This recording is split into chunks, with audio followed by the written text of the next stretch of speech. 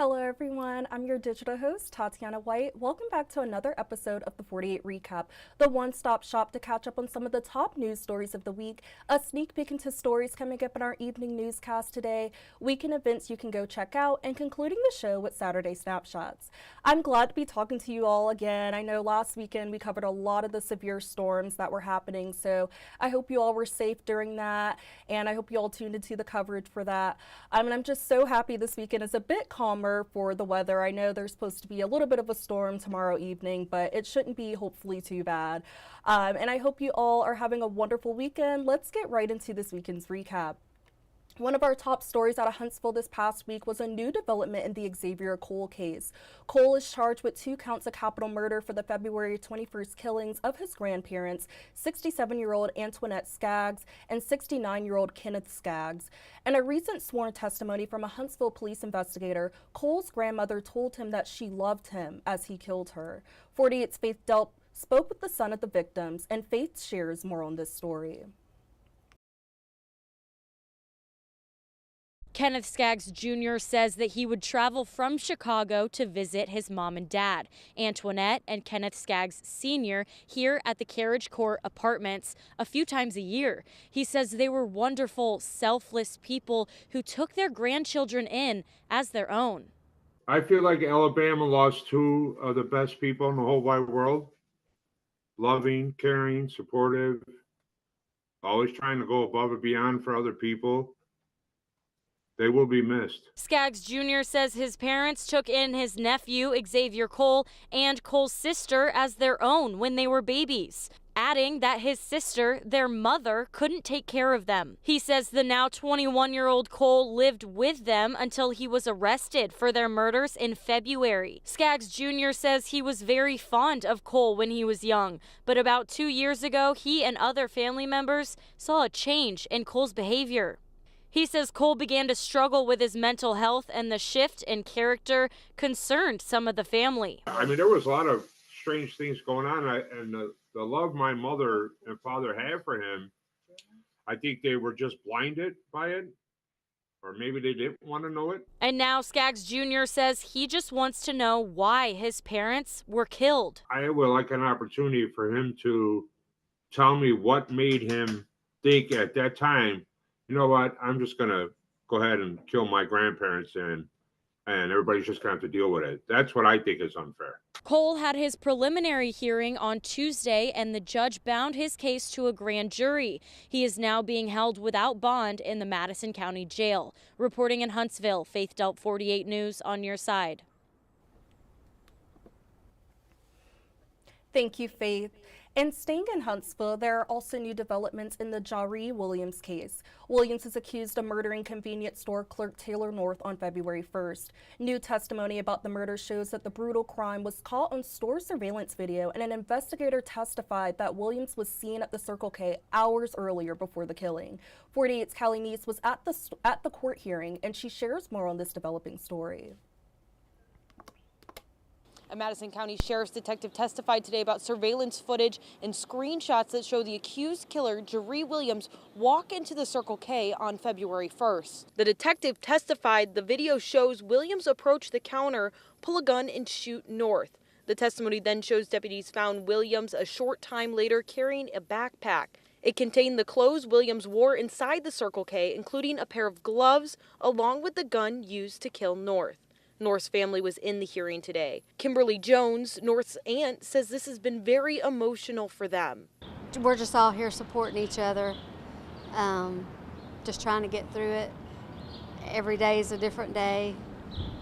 I don't know if it'd ever get any easier. Jones told me the whole process has them pushing Taylor's Law, a law that Representative Andy Witt is helping the family start to protect retail service workers like North. We plan on being at every hearing, and their biggest thing is pushing Taylor's Law. We're going to keep pushing forward for it. For more information on Taylor's Law, visit our website, WAFF.com. For now, Williams remains in Madison County Jail without bond. Reporting in Huntsville, Callie Neese, 48 News, on your side. Thank you, Callie. And in Franklin County, a jury trial for 2 women charged in the death of a 4-month-old at the Tiny Tigers daycare is set for June 2025. This case has been pushed back a few times over the last 3 years. Peyton and Tia Gahn both worked for Tiny Tigers daycare when 4-month-old Autumn Wells died at the center. 48's Aria Pons has more on this story. As of now, a trial will be set for June of this year for Peyton Gahn and Tia Gahn, although this case has been pushed back several times in the last 3 years. Peyton and Tia Gahn both worked for Tiny Tigers daycare when a 4-month-old named Autumn Wells died at the center. Peyton Gahn is charged with manslaughter and false reporting. Prosecutors say she put the little girl on her stomach and left her there for an extended period of time, which is illegal in the state of Alabama. Investigators believe that's what led to Wells' death. Peyton Gahn's mother, Tia Gahn, is charged with tampering of a witness after investigators say she tried to get one of the other women the two worked with to lie about where the 4-month-old was placed. Court records show that the Tiny Tigers daycare was not properly staffed, and its owner, Angeline Chambly, failed to keep up with required records and reporting. Chambly is facing 6 counts of Child Care Act violation and 2 counts of forgery. The Gahn's defense attorney maintains that her clients are innocent. Reporting in Franklin County, Aria Pons, 48 on your side.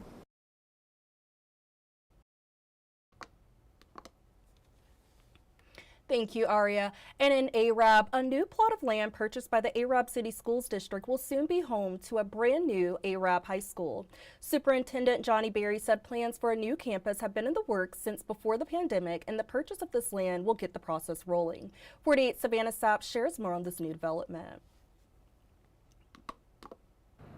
Liz, I'm standing on what will soon be the new home of a brand new Arab high school. And Superintendent Johnny Berry tells me plans for a brand new campus have been in the works since before the pandemic, but the purchase of this land is what will help get that process moving. You know, I live real close and would see this land every day and thought, man, that'd be a beautiful place for a new high school. In a few years, this plot of land on Highway 231 will be the home of the brand new Arab high school. Superintendent Johnny Berry says the school board selected this space to provide easier access for students and parents during school events and drop-off.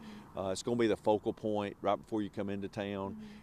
It gives us an opportunity to have a little more room, a lot more space. Berry says the new campus will hold state-of-the-art facilities like 2 new gyms and an auditorium. The old campus was built in the 1950s and currently holds roughly 750 students. This new campus, Berry says, will provide a space for everyone to stretch their legs. And, you know, it'll be an ultra-modern, very large high school, $60 million, but so it will be a place for them to spread out. It'll be something that the whole community can be proud of. And he feels that Arab students and teachers deserve something new for their hard work. There's been a buzz about it for a while, and I think the community is ready for this. You know, it just brings a lot of energy back into our community.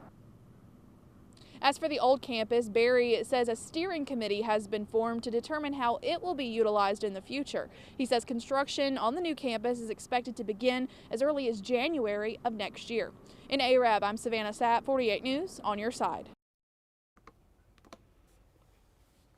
Thank you, Savannah. And this past week in Limestone County, 9 men who were arrested in a special operation targeting online child predators appeared in court on Monday. Most had bond hearings except for Donald Devani and Raul Alvarez Lopez, who had theirs continued to Friday. Lopez was denied bond on Friday, but Devani had his hearing continued to April 1st. The 9 men in this case are facing a total of 36 charges. Callie Neese has more on this developing story. The first suspect up today was Kevin Brooks. Yesterday we reported that he was already a sex offender in Madison County, but today we are learning new information about his latest arrest. Brooks was one of the men investigators say contacted a decoy online in this human trafficking sting. A Limestone County Sheriff's Office investigator says when they searched Brooks' car, they found $1,300 in counterfeit cash, condoms, and sex toys. The judge has not yet determined if he will receive bond. Brooks was among the men investigators say contacted the decoys online who pretended to be 15 years old. Earlier today, I spoke with Erica Hochberger from the National Children's Advocacy Center. She told me predators can be found all over the internet, from video games to social media sites. So in 2023, they had 32 million images and videos reported online to the cyber tip line at the National Center for Missing and Exploited Children. One of the others in court today was Donald Delvaney, who was a Russellville firefighter. The mayor of Russellville says that he was fired by city council just days after his arrest. Hochberger says the majority of the time children end up in these situations, it's by someone the child knows or trusts. Overwhelming majority is still that it's somebody that you know and trust. And you are starting to see more of the financially based crimes and more of the peer-to-peer. And even that comes down to, dating violence and interpersonal violence and bullying, things like that. 2 of the 9 men's hearings have been continued till Friday at 2. For the other 7, their bonds have not been decided on yet. Reporting in Athens, Cali News 48 News on your side. And this week, we gained new information on the search for a man who has been breaking into homes and sexually assaulting his victims in Decatur. 48's Cali News sat down with the interim chief of police and gathered new details in the investigation. Interim Chief of Police Natus Carlisle says they have been searching hard and have received tips from the public that have helped to narrow down their search, but he still wants the public to be on the lookout. The first attack happened back in April of last year and the other 2 in December. Each time, a man got into the home through an unlocked window and sexually assaulted his victim.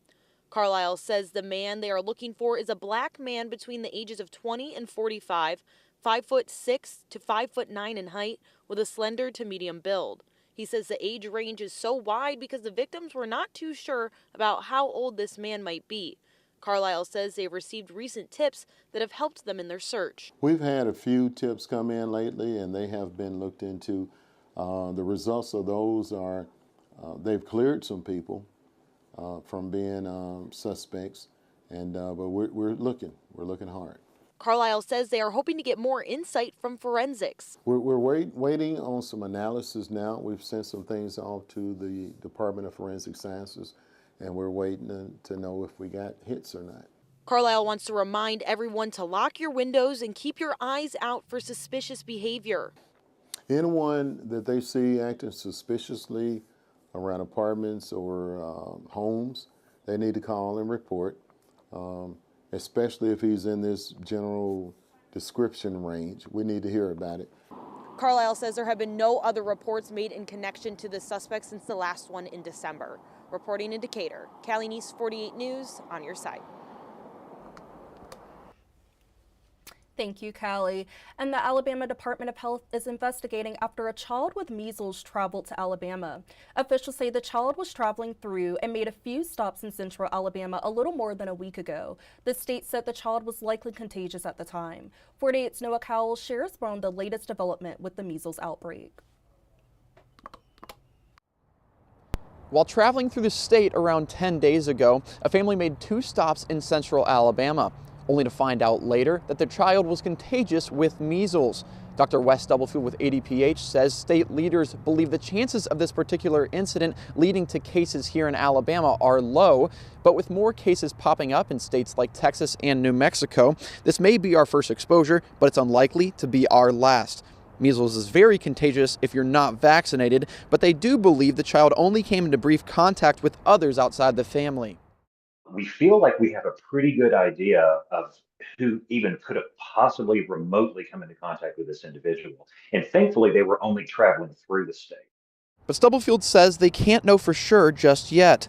People who are exposed to measles can take up to 3 weeks to start showing symptoms, which start as fever and cough and turn into a rash days later. And the disease can lead to pneumonia, brain swelling, or in rare cases, even death. But vaccination rates among kindergartners nationwide are declining nonetheless. Measles is out in the United States. We have over 300 cases just this year, and it's just in the beginning of 2025. Infectious diseases will and are assumed to be coming in and out of our state. And we want people to know that the MMR vaccine specifically is the best way to protect yourself against the measles infection. ADPH says even if people do get exposed to measles, they can still get the vaccine less than 3 days afterward to reduce the chances of actually getting the disease. Stubblefield says they will have more updates on the case and the potential of the spread in the coming days. Reporting in Huntsville, Noah Cowell, 48 News, on your side. Thank you, Noah. On Wednesday, the Alabama Senate passed the Second Chance Act. Alabama prisoners serving life life sentences for nonviolent crimes would be eligible for a chance to go before a judge and plead their case to be resentenced and eventually paroled. It applies to anyone sentenced before the year 2000. 48's Nick Ballinger shares more on the Second Chance Act. Ronald McKeithen was just 21 when he was convicted of robbery in 1984. Because he already had 3 prior nonviolent property crimes, he was sentenced to life in prison without parole. It was about 10 years before I realized that these people are going to never let me out. His hefty sentence was the product of the Habitual Offender Act from 1977. If it was your third felony, judges didn't have any discretion. Whether you deserved it or not, whether they thought you did or not, the legislature said 3 strikes, you are out, straight to jail rest of your life. Now, the Second Chance Act is a bill that allows just that, a second chance. Alabama prisoners serving life sentences for nonviolent crimes would be eligible for a chance to go before a judge once again and plead their case to be resentenced and eventually paroled. It applies to anyone sentenced before 2000. Attorney Mark McDaniel saw the effects of 3 strikes firsthand. I saw it happen a lot. Writing bad checks, something like that, where the amount would make it a felony, and then they, broke into a shed. Life sentence. You'll be in there, you're counting months, weeks, days, years, but then you start counting decades. 3 more years, I'd have been in there 4 decades. McKeithen now works for Alabama Appleseed, the nonprofit that helped him appeal and win his freedom 37 years later. He now mentors others in the same situation. Because the prayer is supposed to be about correction, but you're not concentrating on correction. You're concentrating just locking them up. In prison, McKeithen earned his GED, became a licensed barber, and was on his way to complete a degree. That's what saved me. I stayed involved. I just kept, it took my focus off of me. 37 birthdays, 37 Christmas days, and 37 New Years McKeithen hopes no one convicted of nonviolent crimes will ever go through. They've said like prayer for this bill, because this would save their life.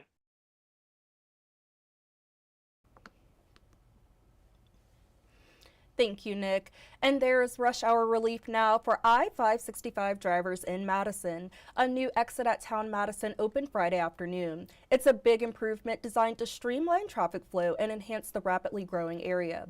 48's Faith Delp shares more about this exciting new development. The overpass behind me connects I-565 to Town Madison, giving drivers greater access to Toyota Field and businesses here. It is just part of a new interchange. Leaders hope it will clear up traffic.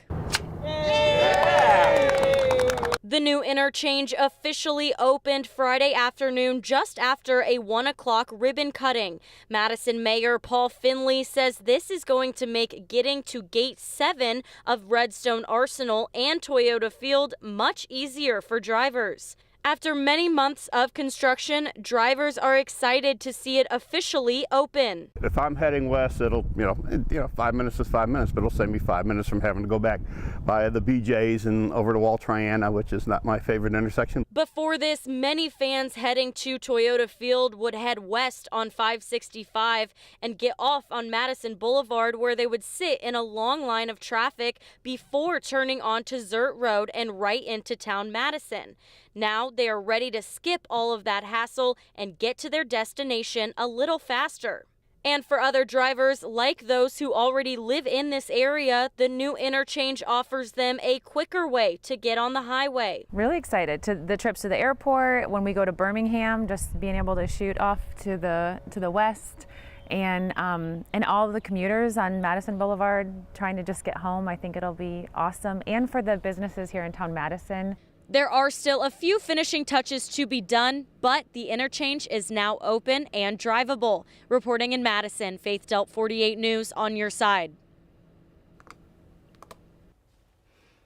Thank you, Faith. And coming up after the break, the latest on President Trump's executive order on dismantling the U.S. Education Department. Fun events to look out for in the Huntsville area this weekend. All that and more when we come back.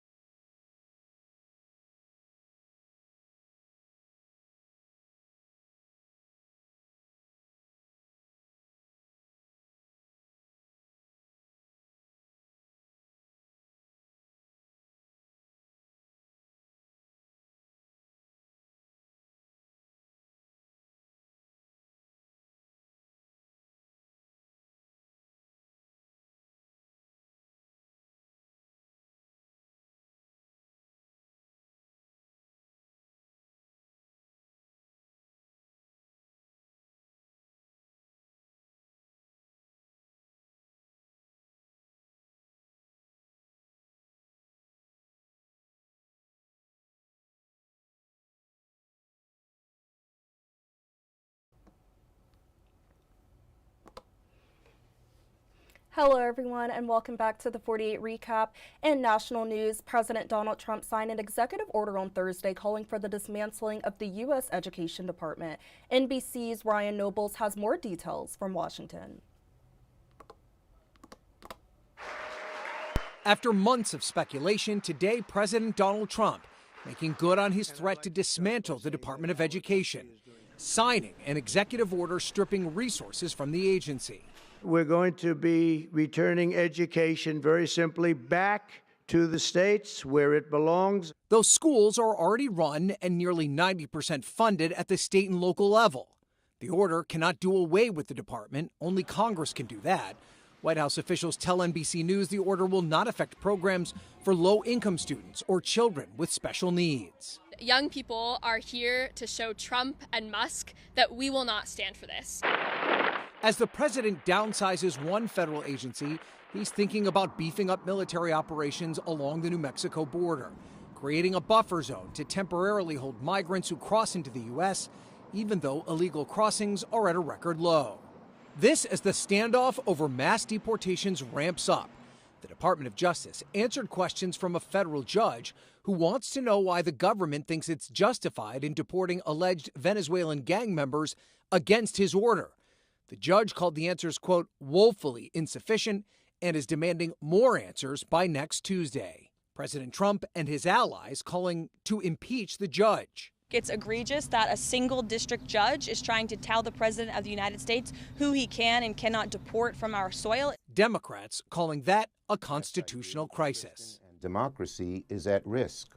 Look, Donald Trump is a lawless, angry man. He thinks he should be king. All the upheaval and strife causing fear and frustration across the country, from Republicans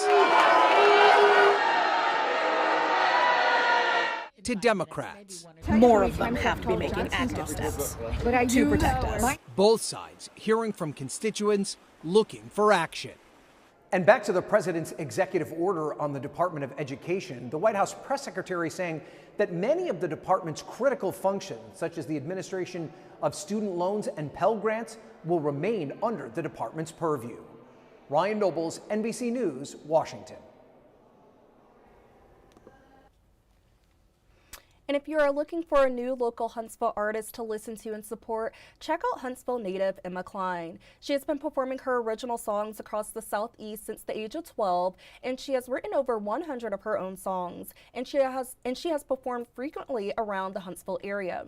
This past week, she was one of 6 women to perform at a Women's History Month celebration at the Orion Amphitheater. This event was the Ladies of Blast Showcase. I had the pleasure of sitting down with her to talk more about her music journey. Let's take a listen. So I describe my music as folk / pop / country / Americana. And I just think it's kind of hard to put my music in one box, but I mainly just write songs about like heartbreak and love and hope, and also just like my dreams of being a musician. And I don't know, I just hope to, I mean, one of the main reasons I think a lot of us listen to music is to find a song that's relatable to whatever we're going through. And so I just hope whenever people listen to my music that they can relate to it or feel inspired in some way. Yes, it was just such an honor talking to her, and she's just such a talented artist. And I had an amazing time listening to her music journey and to her songs. And so to hear more about Emma Klein's music journey, the full 48 Now interview is available to watch on our website at WAFF48.com under the Digital Shows tab. And if you are in the Huntsville area and would like to hear Emma Klein perform her music live, visit her website at emmakleinmusic.com to see where she will be performing next. I also had the pleasure of sitting down with Deputy Chaplain Carrie Childress, who hosted a Women Veterans Fellowship this afternoon in Huntsville at VFW Post 2702. The creation of this fellowship event stemmed from when Childress's commander sent her a list with all their women military members on their post, and she said there were only 29 women listed. This led to her wanting to create a fellowship to celebrate women veterans. Childress said this event is important to host, especially during Women's History Month, because women in the military are often not recognized enough and they deserve to be honored and supported. She shared so many great insights. Let's listen to what she had to say. Because female veterans have gone through something that a lot of people haven't. Being female, period, it's different, and being a veteran is very different. And we live in a town full of veterans, but I think sometimes female veterans, like I said, get, oh, that's nice.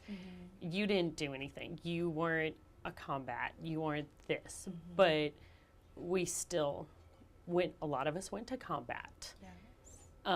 We went to basic. We've seen some of the same things that the guys do. And we need to remember that with each other and know that you're not alone. So the biggest thing is to learn that women are there. Women, we're not going away. And we're not shutting up. We need to make sure that women know that they're cared for.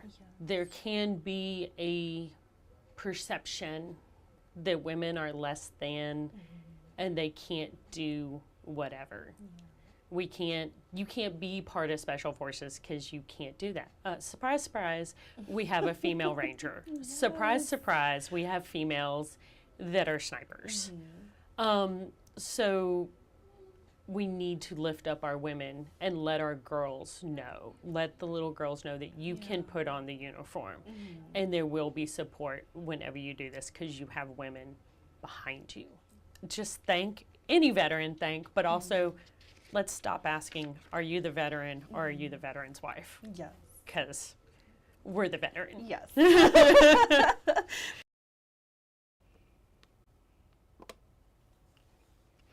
I absolutely loved talking with Carrie. She just shared so much with me and I learned so much and she was just so insightful. So to hear more about women veterans and the fellowship they have this afternoon, the full 48 Now interview is available to watch on our website at WAFF48.com under the digital shows tab. And if you are in the Huntsville area, check out VFW Post 2702. They provide a lot of resources for the veterans in the area and for veterans all throughout the Huntsville community. They also host various events, so stay tuned for those upcoming events, and they can also be followed on Facebook at VFW Post 2702.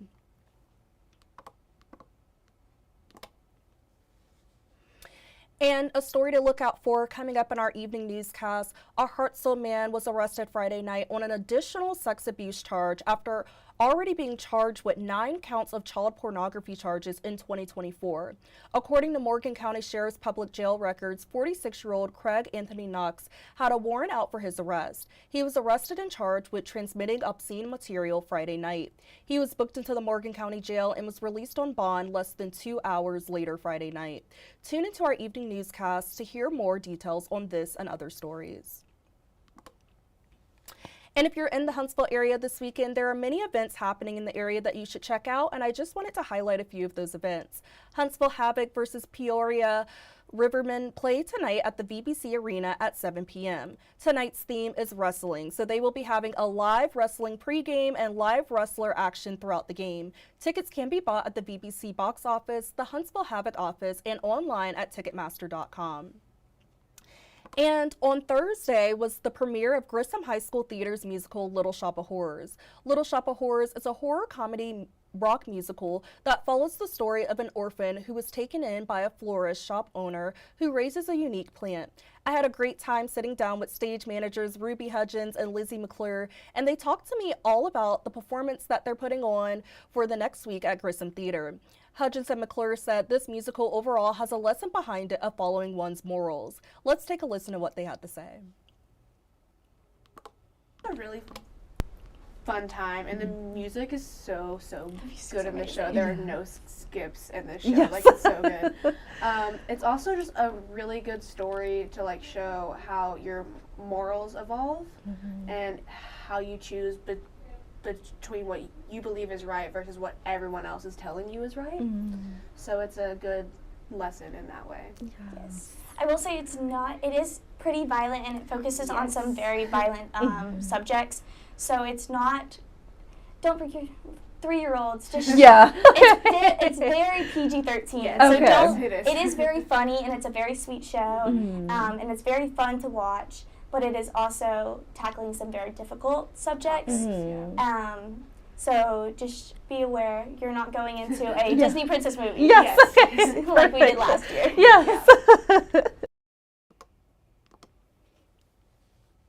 Ruby and Lizzie were so great to talk to. So if you can, please go check out Little Shop of Horrors this weekend or next week if you're able to. The Little Shop of Horrors musical will be performed at the Martha DeFord Hayes Auditorium tonight at 7 p.m. And they will also have performances on March 27th through March 29th at 7 p.m. There will also be a 2 p.m. performance on March 29th.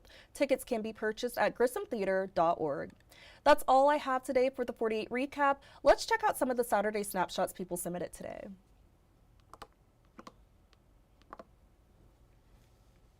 So this first one we have, this photo was submitted by Lisa, and she said this is her cousin's dog named Ollie watching YouTube and learning new tricks. I love all things dogs, so this is so adorable, so cute. My childhood dogs, I tried this whole letting them watch YouTube videos of learning tricks, but they never did. So I hope that your cousin's dog was able to learn a little something on this YouTube. And then the next photo that we have was submitted by Ron, and he said this photo is from a community outreach event today that they had at Asbury Church. And so I think that's amazing. What a wonderful time to spend your Saturday, just, you know, helping the community and bringing the community together by doing an outreach event. So this is beautiful and absolutely amazing. Thank you for all that you all are doing for Huntsville and the surrounding areas. And so it looks like many of you are having a wonderful weekend so far. Thank you everyone for submitting these photos for Saturday Snapshots. That is all I have for you today. Thank you all for tuning into the 48 Recap. I will see you all back here next Saturday, and I hope you all have a great rest of your weekend.